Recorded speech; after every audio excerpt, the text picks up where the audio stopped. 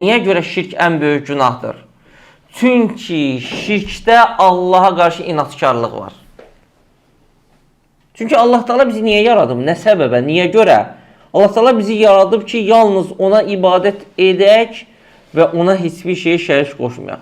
Müşrik isə gəlir, bu şeyin tam əksini eləyir. Subhanallah. Allah Teala səni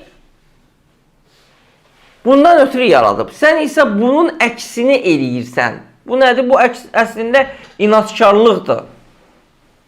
Elə bilin ki, qardaşlar, şeyx burada gözəl misal çəkir. Sən bir nəfəri gətirirsən, usta gətirirsən evə, sən nəsə düzəltsin.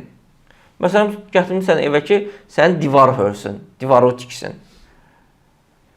Usta gəlib sən divarı tikmək əvəzinə divarı uçurdur. Necədir? Əslində həmin insan neyini sənə qarşı inatkarlıq etmiş olur. Sənin əmrinin tam əksini yerinə yetirir. Bu da həqiqətdə nədir?